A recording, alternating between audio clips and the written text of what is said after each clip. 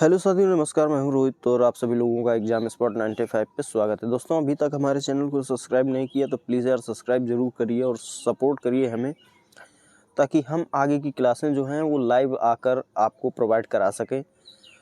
और आप लोग अगर आरआरबी ग्रुप डी, एनटीपीसी या किसी भी वैकेंसी के लिए तैयारी करते हैं तो ये क्लास आपके लिए महत्वपूर्ण है, क्योंकि रीजनिंग यही रहती है, बस लेवल थोड़ा ऊपर नीचे हो जाता है।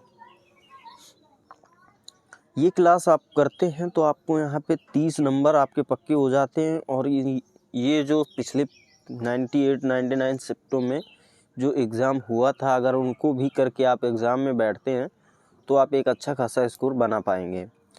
मैं समझता हूँ यहाँ पे आपको 30 नंबर की रीजनिंग आनी है ग्रुप डी में, और जो सबसे ज़्यादा स्कोर है ग्रुप डी का, तो इससे मैं आपको यही समझाऊँगा कि आप लोग प्रीवियस ईयर क्वेश्चन ज़रूर लगाइएगा, जिससे आपको प्रश्न का अनुभव हो जाएगा किस तरह के प्रश्न आते हैं। तो चलिए, ये है क्लास, और प्लीज़ चैनल को ज़रूर सब्सक्राइब करिएगा।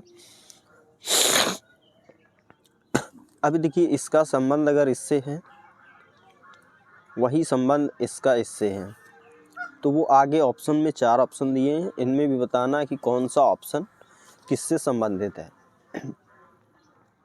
अभी देखिए 6 पे है और यहाँ 5 माइनस हुए हैं, ये 12 पे होता है, और ये 7 पे 5 माइनस हुए हैं, ये 13 पे है, यहाँ 8 है, 5 माइनस हुए हैं। ऐसे इसमें देखिए 5 माइनस हुए हैं, 13 में 5 गए, 8 पे एच होता है। L 12 पे 12 में 5 माइनस 7 पे एच जी होता है। और K 11 पे 11 में 5 माइनस तो 6 पे जी होगा, सॉरी 6 पे F होगा। देखिए 13 में 5 माइनस 8 आएगा, एच आता है। ए में 5 माइनस 1 माइनस करेंगे 26, और 4 माइनस करेंगे तो 22 होना चाहिए। वी आना चाहिए यहाँ पे 23, डब्लू है, ये गलत है। 20 में 5 माइनस 15 होना चाहिए, 16 है, ये गलत है। 18 में 5 माइनस 13 होना चाहिए, ठीक है। 21 में 5 माइनस 16 होना चाहिए, ठीक है। और 7 में 5 माइनस 2 होना चाहिए, बी सही है। ये भी ऑप्शन आपका गलत होगा। जो राइट आंसर है वो 3 नंबर है। अगला प्रश्न देखिए, कितने इत्र डिओड्रेंट हैं लेकिन साबुन नहीं है?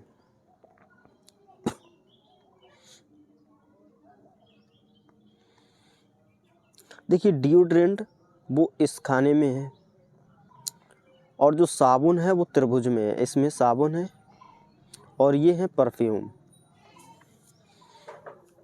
आपको बताना है कितने इत्र डिओड्रेंट हैं, यानी ये डिओड्रेंट कितने इत्र हैं, लेकिन वो साबुन नहीं होना चाहिए। तो ये आप देखिए 73 साबुन नहीं है, लेकिन डिओड्रेंट और परफ्यूम दोनों में आता है ये, तो ये आपका राइट आंसर होगा। अगला प्रश्न देखिए,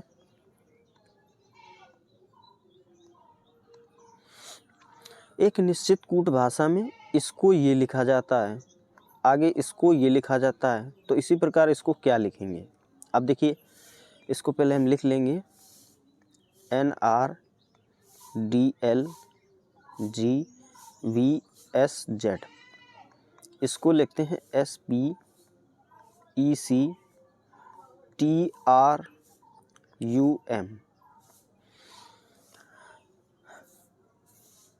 अब देखिए, अगर ये 14 पे है, ये 18 पे, और ये 4, ये 12, ये 7, 22, और ये 19, और ये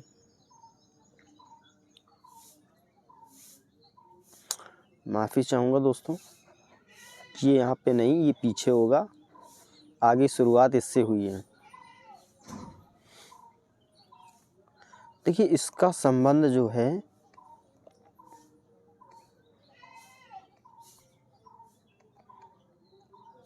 वो इससे है, NRDLGSZ।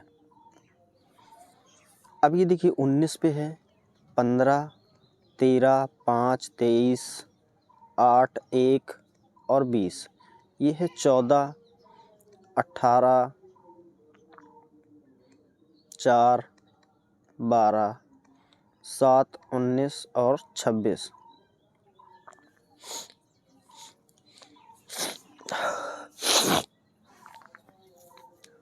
देखिए यहाँ पे अगर 15 में 1 माइनस करेंगे तो 14 होता है, और 14 पे n रखते हैं। ऐसे इसमें 1 माइनस करेंगे तो r आ जाएगा 18। तो वही चीज़ यहाँ पे रखी है, देखिए। अब ऐसे ही इनका क्रॉस करिए, 5 में 1 जाएगा 4 पे d होता है, और 13 में 1 जाएगा 12 पे l होता है, वही dl यहाँ लिखा है।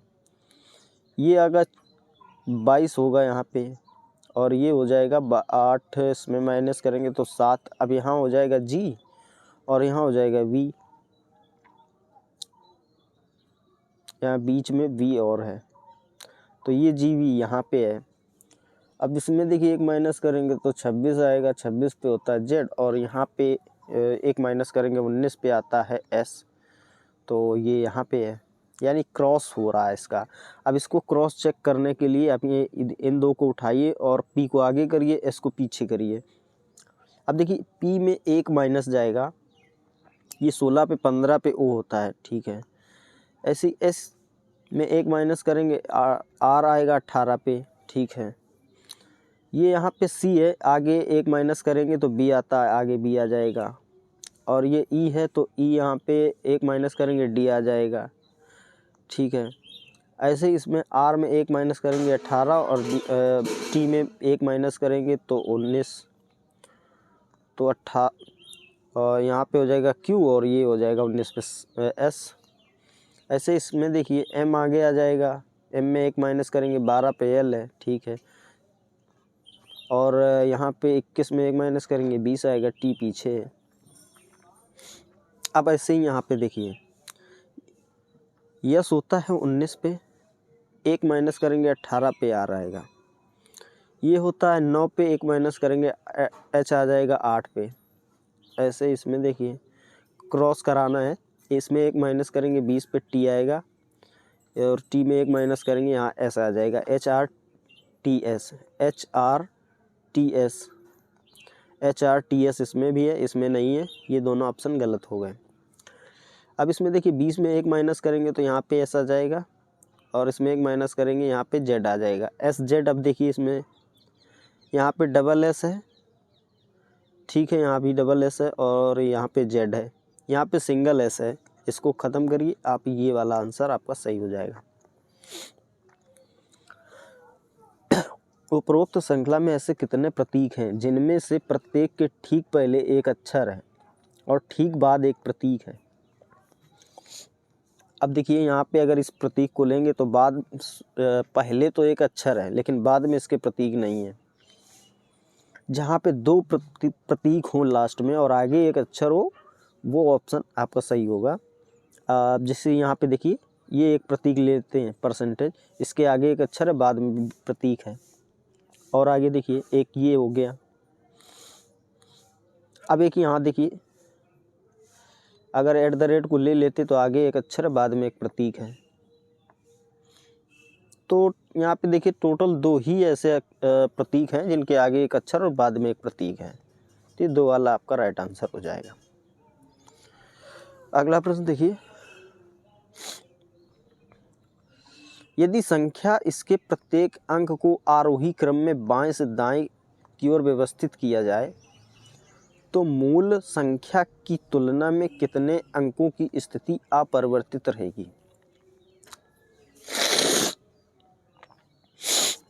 आरोही क्रम में लगाने के लिए आपको जैसे ये लिखा है, आरोही क्रम होता है छोटे से बड़े की ओर। यहाँ पे देखिए पहले 0 आएगा, फिर 1 आएगा, इसके बाद 3 आता है, फिर आ जाएगा 5, फिर 5 आ जाएगा, फिर आ जाएगा 7, फिर आ जाएगा 8। अब देखिए ऐसा कोई भी अंक नहीं है जिसकी स्थिति परिवर्तित ना हुई हो, सभी परिवर्तित हैं, कोई भी अपरिवर्तित नहीं है, तो इसका आंसर आ जाएगा आपका 0। अगला प्रश्न देखिए इसका संबंध इससे है, वही संबंध इसका इससे है, तो आगे इसका संबंध बताना है। अब देखिए यहाँ पे 8 नाम 72 होता है, तो इस 9 को पकड़ेंगे, इस 9 में 10 का गुणा करा देंगे तो आ जाएगा 90।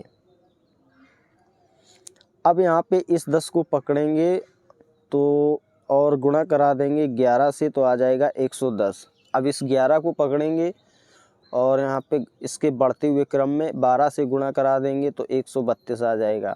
इस 12 को पकड़ेंगे और 13 का गुणा करा देंगे तो 156 आ जाएगा। इस 13 को पकड़ेंगे और 14 का गुणा करा देंगे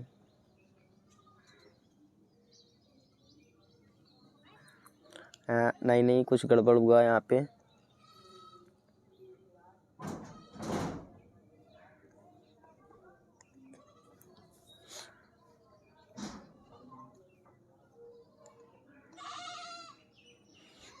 देखिए इस 13 को पकड़ेंगे और 14 से गुणा करा देंगे तो 14 थे 42 की 2 हासिल लगा 4, 14 एकम 14, 14 और 4 18 होता है, 182 हो जाएगा। ये आपका राइट आंसर है। यही सीरीज बनेगी आपकी। यहाँ पे देखिए इनइक्वालिटी असमानता का प्रश्न है और ये कथन है, इसके 2 निष्कर्ष हैं, आपको बताना है कौन सा निष्कर्ष सही है कौन सा गलत है। अब यहाँ पे पहले निष्कर्ष में देखिए बताया गया है कि टी बड़ा है क्यू से, और जबकि टी छोटा है क्यू से, तो ये तो ऑप्शन आपका गलत हो जाएगा, क्योंकि देखिए आर बड़ा है टी से और ये दोनों बराबर हैं तो क्यू भी बड़ा होगा टी से, लेकिन यहाँ पे बताया गया टी बड़ा क्यू से, तो टी बड़ा क्यू से है नहीं। अब यहाँ देखिए वी बड़ा है टी से, अब यहाँ पे देखिए ये दोनों अपोजिट हैं और इस केस में ये ऑप्शन गलत हो जाते हैं, तो यहाँ पे कोई भी ऑप्शन आपका सही नहीं है, ना तो एक निष्कर्ष और ना ही 2 सत्य हैं। ये ऑप्शन आपका सही होगा। अगला प्रश्न देखिए, PQRST में से प्रत्येक की परीक्षा सोमवार से शुरू होकर शुक्रवार को समाप्त होने वाले एक सप्ताह के अलग अलग दिन होती है। ठीक है, तो पहले हम लिख लेंगे सोमवार, दिन लिख लेते हैं सोमवार, मंगल, बुधवार, गुरुवार और ये हो गया शुक्रवार। अब देखिए क्यू की परीक्षा गुरुवार को है, चलिए क्यू की परीक्षा गुरुवार को है। आर और एस के बीच केवल एक व्यक्ति है। आर की परीक्षा पी की परीक्षा से ठीक एक दिन पहले है। आर और एस, अब आर को यहाँ लिख लेते हैं और एस को यहाँ रखेंगे तो इनके बीच में एक व्यक्ति भी आ जाएगा, और आर की जो परीक्षा है वो पी की परीक्षा से ठीक पहले है। ठीक है, अब बचा टी आ जाएगा यहाँ पे। अब उसने पूछा मंगलवार को किसकी परीक्षा है, मंगलवार को पी की परीक्षा है। अगला प्रश्न देखिए, कुछ व्यक्ति एक सीधी पंक्ति में उत्तर की ओर मुख करके बैठे हैं। ठीक, बी जी के बाईं ओर चौथे स्थान पर है। बी जी के बाईं ओर चौथी स्थान पर है। ठीक, एफ सी के दाईं ओर चौथे स्थान पर है। एफ सी के दाईं ओर सी के दाईं ओर चौथे स्थान पर है। आगे देखिए, पर के बाईं ओर दूसरे स्थान पर है। के बाईं ओर दूसरे स्थान पर है। के बाईं ओर दूसरे स्थान पर है। एफ की बात हुई है। जो ए के दाईं ओर, एफ सी के दाईं ओर चौथे स्थान पर और के बाईं ओर दूसरे स्थान पर है, जो ए के दाईं ओर 5वें स्थान पर है।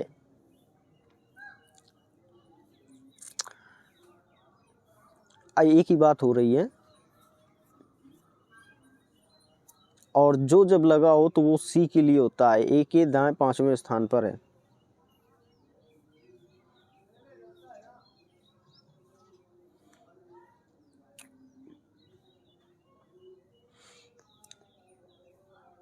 एफ सी के दाईं ओर चौथे स्थान पर है और के बाईं ओर दूसरे स्थान पर है। जो ए के दाईं ओर पांचवें स्थान पर है,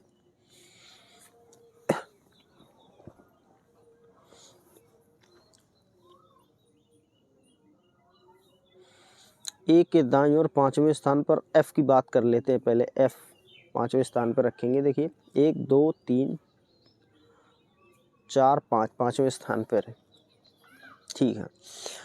डी के या बी में से किसी के भी ठीक बगल में नहीं है। बी, डी और के ठीक बगल में नहीं है। जे और ए के बीच केवल 3 व्यक्ति हैं। जे और ए के बीच 3 व्यक्ति हैं, तो जे आ जाएगा यहाँ पे। जे और के दोनों पंक्ति के दोनों सिरों पर बैठे हैं।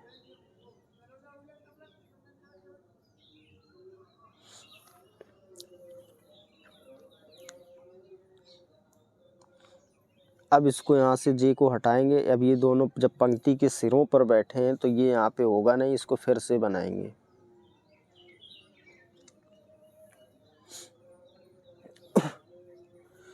बी जी के बाईं ओर चौथे स्थान पर है, ठीक है। एफ सी के दाईं ओर, एफ जो है सी के दाईं ओर, एफ सी के दाईं ओर 1 2 3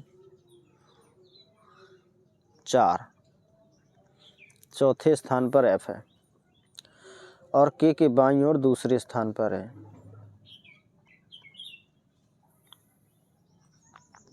जो ए के दाईं ओर पांचवें स्थान पर है। अब के की बात होगी, ए के दाईं ओर पांचवें स्थान पर है, ठीक है। डी के या बी में से किसी के भी ठीक बगल में नहीं है। डी जो है के और बी के ठीक बगल में नहीं है।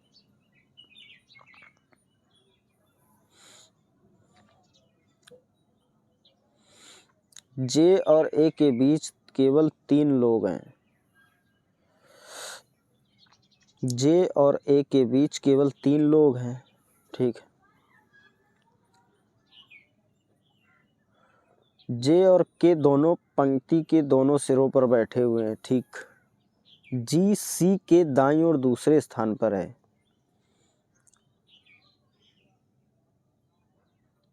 जी सी के दाईं ओर दूसरे स्थान पर है।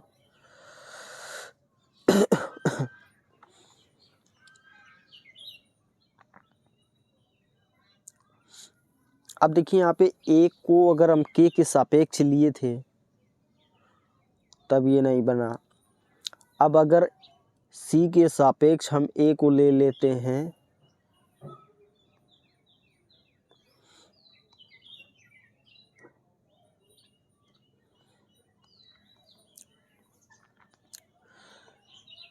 सी के दाईं ओर एफ चौथे स्थान पर है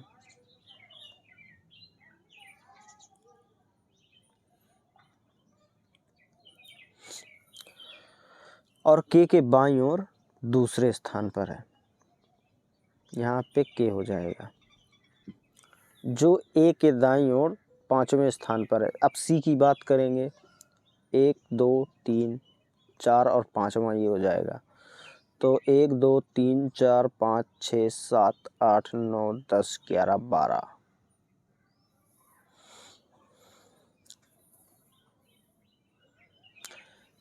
या तो हम एफ को ही ले लेते हैं। ये तो 12 लोग हो जाएंगे। 12 तो लोग इसमें पंक्ति में बैठेंगे नहीं। ए को हम यहाँ रख लेते हैं, ठीक है। अब देखिए 2 2 4 5, ए के दाईं ओर पांचवें स्थान पर है। 2 2 4 5 एफ की बात कर लेते हैं, ठीक है। डी के और बी के किसी भी बगल में नहीं बैठा है। जे और ए के बीच केवल 3 व्यक्ति हैं। 2 3, अब जे हो जाएगा यहाँ पे, लेकिन जे और के दोनों पंक्ति के दोनों सिरों पर बैठे हैं। ये यार बन नहीं रहा है, कोई गड़बड़ी है क्या इसमें? चलिए इस प्रश्न को हम अभी लास्ट में देखेंगे, समय बर्बाद हो रहा है। एक निश्चित कूट भाषा में आई लाइक हॉलीडेज को ये लिखा जाता है, वहीं समर हॉलीडे स्टार्टेड को ये लिखा जाता है, आई हेट समर को ये लिखा जाता है। तो उसी में समर शब्द को क्या लिखेंगे?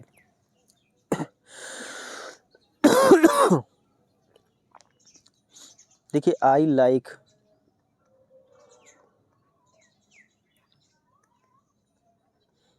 हॉलीडेज को SFVGTU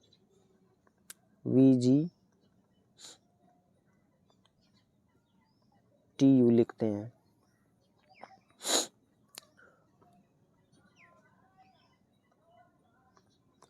समर हॉलीडेज स्टार्टेड,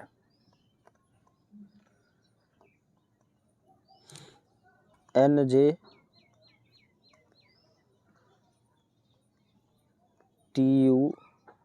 लिखते हैं। वहीं आई हेट समर को SFIONJ लिखते हैं। अब इनमें दोस्तों देखिए कॉमन देखना होता है, किसमें कौन सा क्या कॉमन है। देखिए आई यहाँ पे कॉमन है, आई यहाँ भी कॉमन है, इसको हम एक मान लेते हैं, इसको भी एक मान लेते हैं। वही चीज़ इसमें ऊपर और नीचे देखिए, यहाँ पे SF कॉमन है, इसको एक मान लेंगे, इसको एक मान लेंगे। अब आगे देखिए,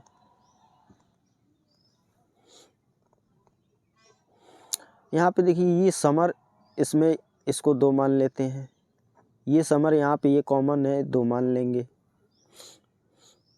अब इसमें देखिए NJ यहाँ पे है, 2 कॉमन मान लेंगे, NJ यहाँ पे है, 2 कॉमन मान लेंगे।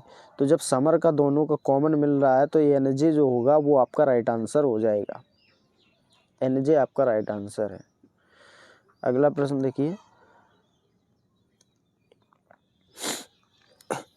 कितने क्रिकेटर ना तो बॉक्सर हैं और ना ही फुटबॉलर हैं? क्रिकेटर की बात करी है, देखिए बॉक्सर ये हैं,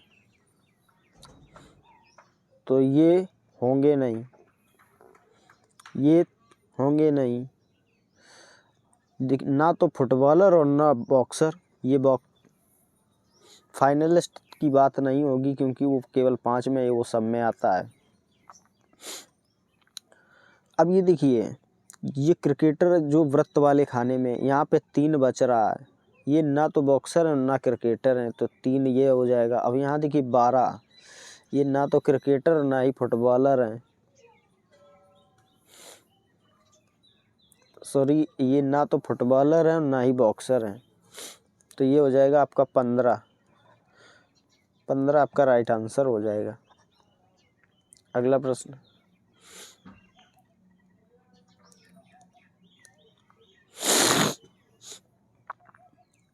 देखिए इनका डिफरेंस 2 है, वहीं इनका डिफरेंस 4 है, इनका डिफरेंस 6 है और इनका डिफरेंस 8 है। तो जाहिर सी बात है अगला डिफरेंस 10 आएगा, आगे जोड़ देंगे 10, इसमें 47 हो जाएगा, 47 आपका राइट आंसर है। अगला प्रश्न, राघव बिंदु ए से ड्राइव करना शुरू करता है और 25 किलोमीटर उत्तर की ओर ड्राइव करता है। राघव का ये पॉइंट है, वो यहाँ से उसने शुरू की यात्रा अपनी और 25 किलोमीटर उत्तर की ओर ड्राइव करता है, फिर वह दाईं ओर मुड़ता है, 19 किलोमीटर चलता है।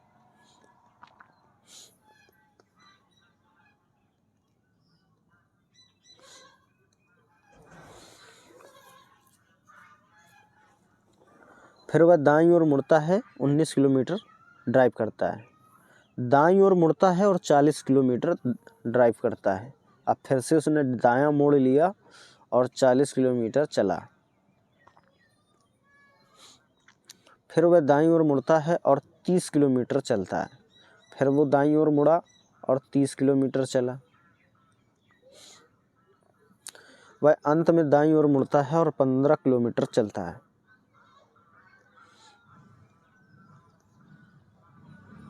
और बिंदु P पर रुकता है।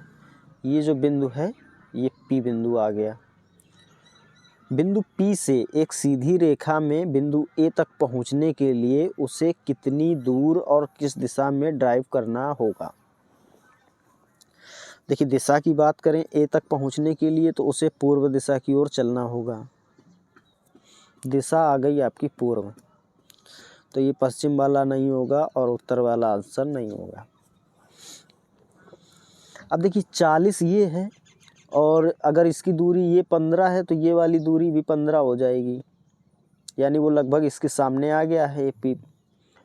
ठीक, अब ये देखिए 19 है और ये 30 है। ये 19 दूरी है और ये 30 टोटल दूरी है। तो 19 और 30 में जब हम 19 माइनस करेंगे तो बचेगा हमारा 11, यानी वो 11 किलोमीटर पूर्व की ओर चलेगा। ये आपका राइट आंसर होगा, ये गलत है। अगला प्रश्न, रजनी के पिता की आयु, रजनी की आयु की 3 गुनी है। ये मान लेते हैं रजनी के पिता और ये रजनी है, इनकी 3 गुनी है। ठीक है, और आगे देखिए, और रजनी की आयु उसकी बहन लावण्या से, ये है लावण्या, लावण्या की आयु की 2 गुनी है, यानी इसकी 1 और इसकी 2 हो जाएगी।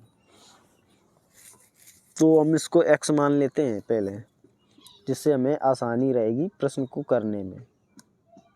चलिए फिर से देखेंगे इसको x मान लेंगे। अब ये इससे 2 गुनी बड़ी है, यानी ये हो जाएगी 2x। ठीक, अब ये जब 2x आ गई तो ये है इनके पिता जो हैं रजनी से 3 गुने बड़े हैं, तो ये हो जाएगी 2 तिहाई 6x। ठीक है, अब से 2 वर्ष बाद उन तीनों की आयु का योग 60 वर्ष है।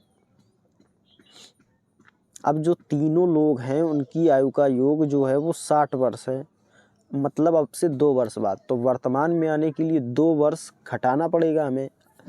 तो 2 वर्ष अगर पिता की घटाएंगे और 2 वर्ष रजनी की और 2 वर्ष लावण्या की, तो ये बचेगा आपका 6 माइनस हो जाएगा, इसमें बचेगा आपका 54। ये आ जाएगी वर्तमान आयु का योग इन तीनों का। अब देखिए 6x प्लस 2x 8x हो गए और एक ये x 9x बराबर हो जाएगा 54। तो 9 छक्का 54, x की जो वैल्यू आ गई 6 वर्ष आ गई।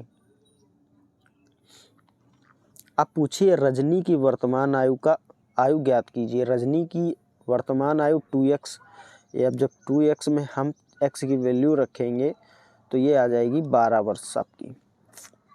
ये आपका राइट आंसर है। अगला प्रश्न देखिए, ये देखिए गणितीय संक्रियाओं का प्रश्न है। आपको बताना है कि किस तरीके से आप इसको सॉल्व करेंगे।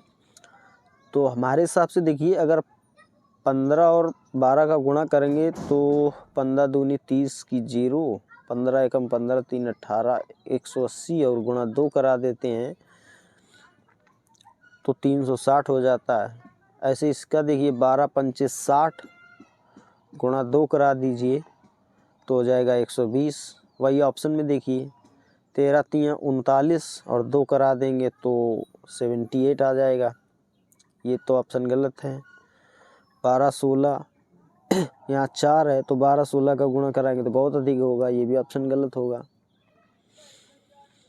15 ते 45 यानी 450 आ रहा है, यहाँ 20 है, ये भी गलत होगा। 14 ते 42 होता है और 2 का गुणा कराएंगे तो 84 आ जाता है। ये आपका राइट आंसर होगा। अगला प्रश्न देखिए, ये निर्णय है आपको बताना है कि कौन सा कथन सही है। एक इंटरनेशनल स्कूल पी के प्रबंधन ने सभी छात्रों और उनके माता पिता से विद्यालय आने जाने के लिए कारपूलिंग पर विचार करने और व्यक्तिगत वाहनों को कम करने का अनुरोध किया।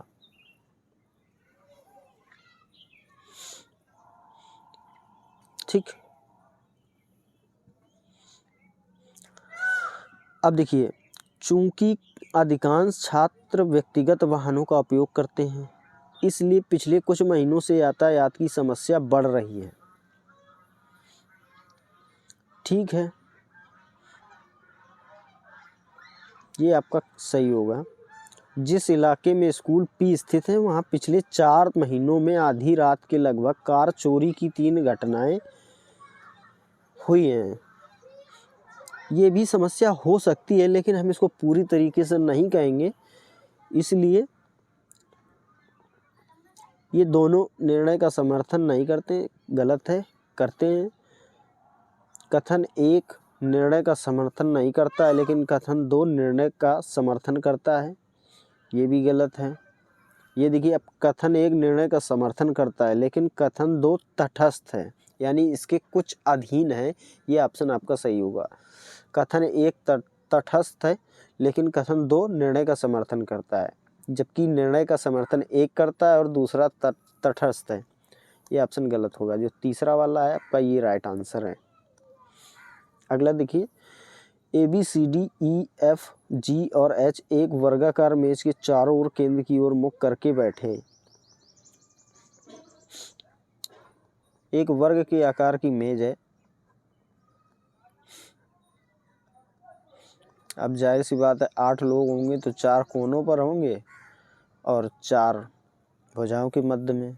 ठीक है, उनमें से कुछ व्यक्ति कोनों पर बैठे हैं, जबकि कुछ मेज की भुजाओं के मध्य में बैठे हैं।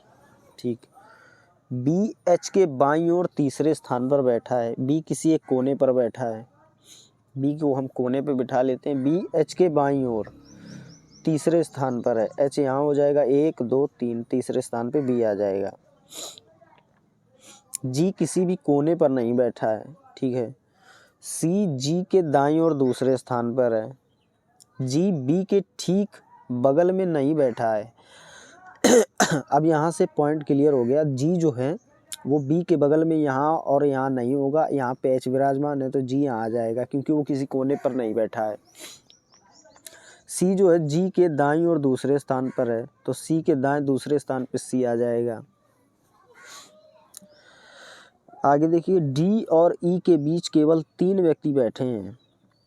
डी और ई के बीच 3 व्यक्ति बैठा देते हैं। डी एफ के ठीक बगल में बैठा है। डी एफ के ठीक बगल में बैठा है। एफ यहाँ आ जाएगा। अब इसमें बचा क्या? बचा ए, तो ए आ जाएगा यहाँ पे। डी किसी भी भुजा के मध्य में नहीं बैठा है। ठीक है, डी कोने पर बैठा है। ए के बाईं और दूसरे स्थान पर कौन बैठा है? ए के बाईं और दूसरे स्थान पर डी बैठा है। ये आपका राइट आंसर होगा। देखिए, निम्नलिखित में से कौन सा विकल्प उस निकटतम लगभग मान को दर्शाता है जो निम्नलिखित समीकरण में प्रश्न चिन्ह के स्थान पर आएगा। अब इसको लगभग में मान निकालना है, तो आप यहाँ पे 2 मान लीजिए, प्लस यहाँ पे 6 हो जाएगा, माइनस यहाँ पे 19 दूनी 38, या तो इसको 4 मान लीजिए, डिवाइड बाई इसको 2 मान लेते हैं, प्लस ये 2 हो जाएगा और ये हो जाएगा 4। अब इसको सॉल्व करिए। 2 से 2 बार जाएगा, 4 दूनी 8 होता है। अब ये प्लस से ये माइनस वाला ख़त्म हो जाएगा।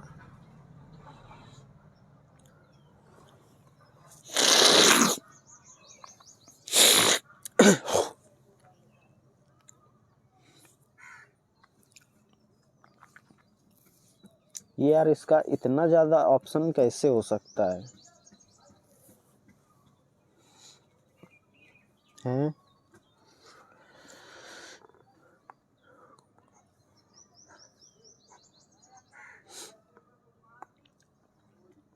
मान लेते हैं 19 दूनी 38, 2 बार में ख़त्म हो गया। 4 दूनी 8 हो जाएगा, प्लस का 8, माइनस कर दिया था मैं, ठीक है। इसके बाद 6 प्लस का और 2 ये 8 हो जाएंगे। अब माइनस का 2 है, 8 8 16 हो जाते हैं, माइनस 2 करेंगे बचेगा 14। 14 आपका राइट आंसर है। अगला प्रश्न देखिए, यदि सबसे बड़ी संख्या के दूसरे अंक को, सबसे बड़ी संख्या इसमें क्या है? सबसे बड़ी संख्या 426 है। सबसे बड़ी संख्या हमने 426 ले ली। सबसे बड़ी संख्या के दूसरे अंक को सबसे छोटी संख्या के पहले अंक में जोड़ दिया जाए तो सबसे छोटी संख्या है 221। सबसे बड़ी संख्या के दूसरे अंक को सबसे छोटी संख्या के पहले अंक में जोड़ दिया जाए तो प्राप्त परिणाम क्या होगा? प्राप्त परिणाम आ जाएगा 4। ये 2 और ये 2 जोड़ देंगे तो 4 आ जाएगा। ये आपका राइट आंसर है। अगला प्रश्न देखिए, उपरोक्त श्रृंखला में ऐसे कितने प्रतीक हैं जिनके ठीक पहले एक अक्षर और ठीक बाद एक संख्या भी है? ऐसे कितने प्रतीक हैं जिनके ठीक पहले एक अक्षर और बाद एक संख्या होनी चाहिए? अब देखिए, एक प्रतीक ये है लेकिन बाद में संख्या नहीं है। एक प्रतीक ये आगे संख्या है। एक प्रतीक ये है आगे अक्षर बाद में संख्या है, यानी ये वाला एक आपका मिला। और आगे देखिए, तो टोटल में एक ही ऐसा है प्रतीक जिसके आगे एक संख्या और बाद में एक संख्या है। अगला प्रश्न देखिए, यदि उपरोक्त श्रृंखला से सभी संख्याओं को हटा दिया जाए तो निम्न में से कौन सा दाएं से छठे के बाईं ओर चौथे स्थान पर होगा? हम संख्याओं को काउंट नहीं करेंगे, दाएं से चलेंगे। कौन सा दाएं? तो 1 2 3 4 5 6, छठे के बाईं ओर चौथे स्थान पर, छठे के बाईं ओर चौथे स्थान पर। अब 1 2 3, चौथे पे आएगा टी। ये आपका सही आंसर होगा, टी। संख्याओं को हटा देंगे हम यहाँ से। अगला प्रश्न देखिए,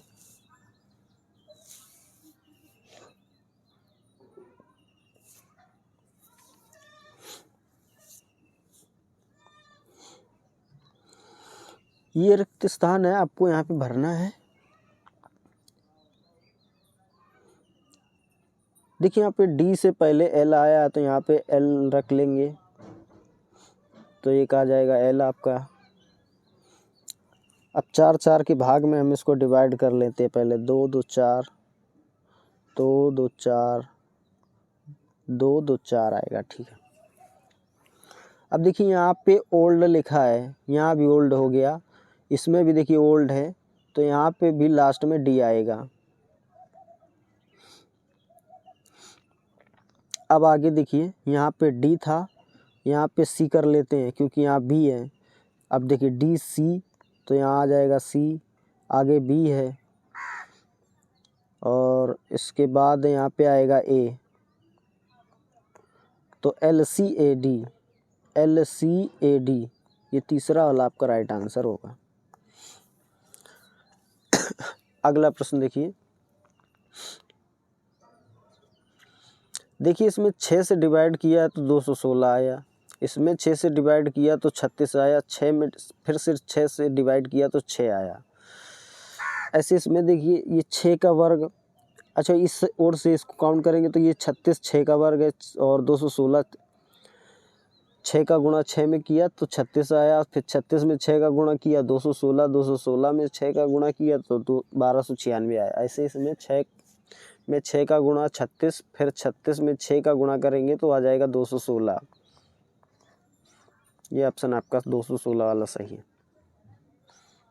अगला प्रश्न, चार मित्र के, एल, एम और एन खेल के मैदान में खेल रहे हैं। एल के पूर्व में है, एल जो है के पूर्व में है, की ओर खड़ा है, और वह एम के उत्तर की ओर है। एल के पूर्व की ओर और एम के उत्तर की ओर, तो एम के उत्तर की ओर एल है। एम एन के घर के पश्चिम की ओर है, एन के पश्चिम की ओर है। एन का के से किस दिशा में खड़ा है, एन के से किस दिशा में खड़ा है, के से किस दिशा में, एन के से किस दिशा में, तो एन जो है के से दक्षिण पूर्व दिशा में खड़ा है। तो पहला वाला ऑप्शन आपका सही होगा। फिर से इनइक्वलिटी असमानता का प्रश्न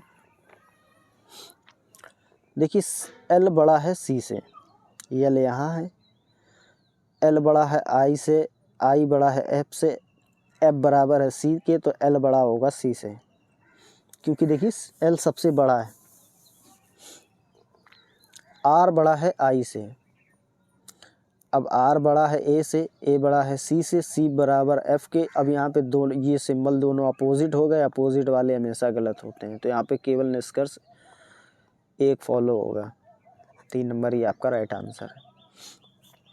अगला प्रश्न देखिए, A B C D E और एफ एक ही इमारत की 6 अलग अलग मंजिलों पर रहते हैं।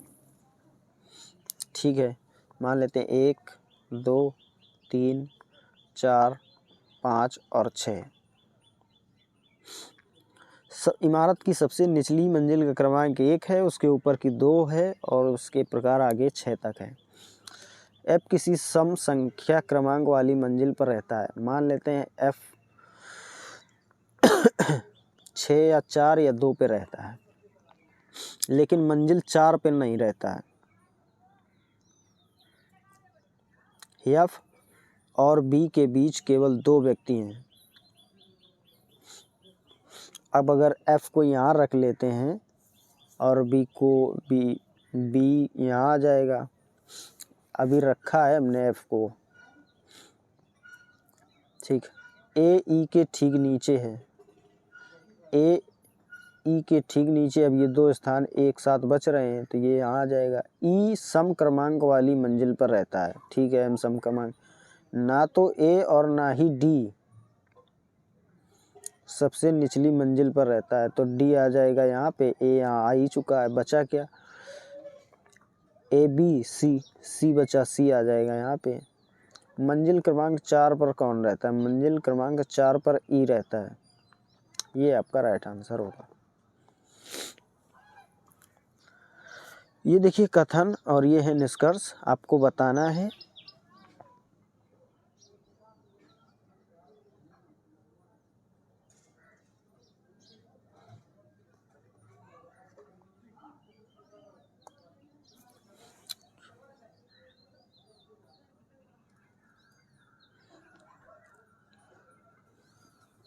अब इसको देखिए,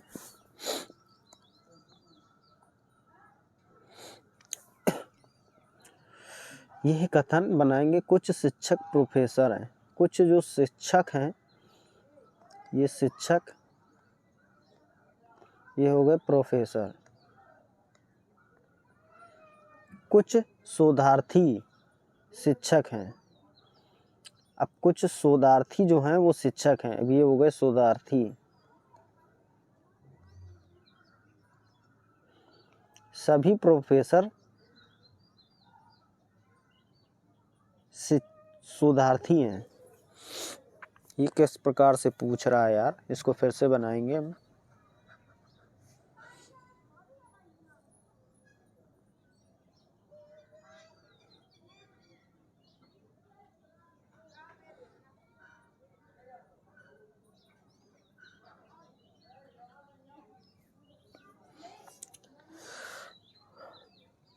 देखिए, कुछ शिक्षक प्रोफेसर हैं,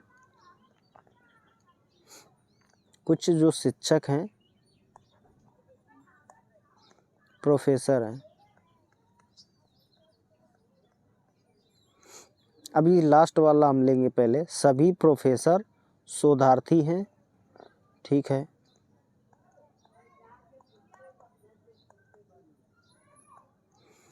अब देखिए कुछ शोधार्थी शिक्षक हैं, ठीक है, कुछ के खाने में ये आ गया। अब देखिए कुछ शिक्षक शोधार्थी हैं, कुछ शिक्षक शोधार्थी हैं, बिल्कुल सही बात है, कुछ शिक्षक शोधार्थी हैं, कुछ शोधार्थी प्रोफेसर हैं, कुछ के मामले में शोधार्थी भी प्रोफेसर होंगे, कुछ प्रोफेसर शिक्षक हैं, कुछ प्रोफेसर शिक्षक हैं, तीनों सही हैं, ये तीनों आपका पालन करते हैं। तो ये थी आज की क्लास, और अभी एक प्रश्न छूटा है, उसको भी देख लेते हैं।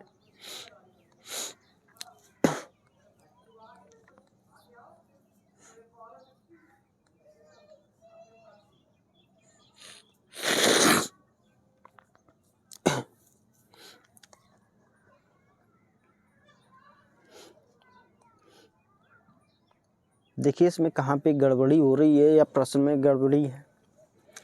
बी जी के बाईं ओर चौथे स्थान पर है, बी जो है जी के बाईं ओर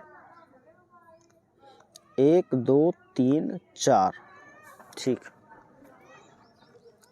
एफ सी के दाईं ओर, एफ जो है सी के दाईं ओर 1 2 3 4 चौथे स्थान पर है, और के बाईं ओर दूसरे स्थान पर है।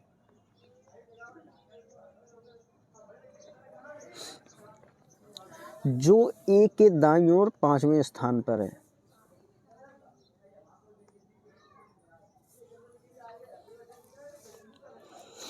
अब अगर हम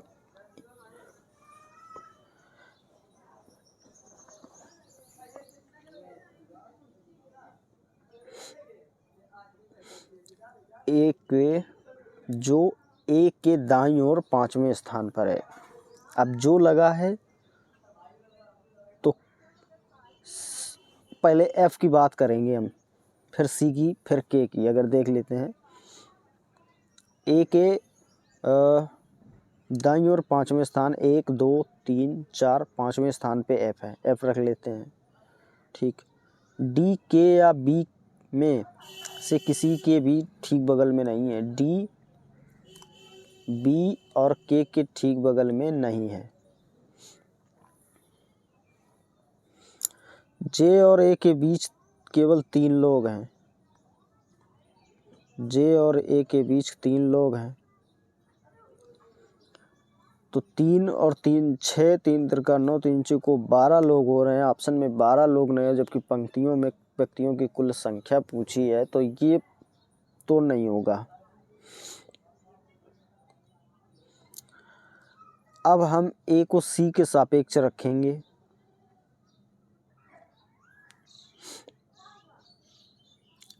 जो ए के दाईं ओर 5वें स्थान पर है। सी को रख लेते हैं, अगर सी को यहाँ 5वें पर रख देंगे तो बहुत ज़्यादा हो जाएगा। आप के को रखेंगे ए के दाईं ओर 5वें स्थान पर, 2 2 4, ए को यहाँ रख लेते हैं। अब ये 1 2 3 4 5वें स्थान पर हो जाएगा, ठीक है। जे और ए के बीच केवल 3 लोग हैं, 1 2 3। अब जे को यहाँ रख लेते हैं। जे और के दोनों पंक्ति के दोनों सिरों पर बैठे हुए हैं, ठीक है। जी सी के दाईं ओर दूसरे स्थान पर है, जी सी के दाईं ओर दूसरे स्थान पर है। जी सी के दाईं ओर दूसरे स्थान पर है, तो अगर जी सी के दाईं ओर दूसरे स्थान पे है तो ए यहाँ पे नहीं होगा। चलिए हम जी को पहले ही रख लेते हैं यहाँ पे। अब ए वाली कंडीशन देखेंगे, एफ सी के दाईं ओर चौथे स्थान पर है, ठीक है, और के बाईं ओर दूसरे स्थान पर है, जो ए के दाईं ओर 5वें स्थान पर है। 2 2 4 5, अगर ए को यहाँ रख लेंगे तो एफ की बात कर लेते हैं। अब बोलेगा कि एफ जे और ए के बीच 3 लोग हैं, और जे और के दोनों पंक्ति के दोनों सिरों पर हैं।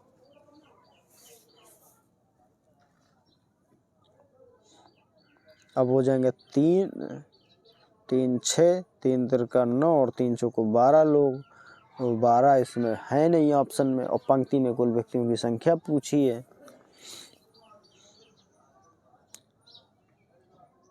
तो ये तो बनेगा नहीं। अब अगर ए को हम के के सापेक्ष रख लेते हैं, मान लीजिए 2 2 4 5, यहाँ पे ए आना चाहिए लेकिन ए आएगा नहीं। सी के सापेक्ष 5 रखेंगे, जो ए के दाईं और 5वें स्थान पर है।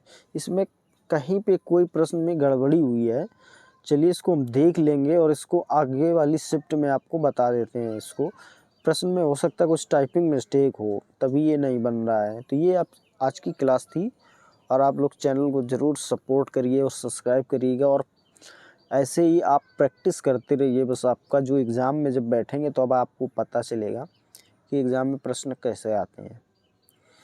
तो चलिए दोस्तों, मिलेंगे अगली क्लास में। उम्मीद है वीडियो पसंद आएगी, और जहाँ पे भी किसी प्रश्न में आपको दिक्कत होती है तो प्लीज़ कमेंट में ज़रूर पूछिएगा। चलिए मिलेंगे अगली क्लास में, उससे पहले चैनल को सब्सक्राइब जरूर करिए यार। क्लास अच्छी लगे लाइक सब्सक्राइब तो बनता है ना। धन्यवाद, अगली वीडियो में मिलेंगे।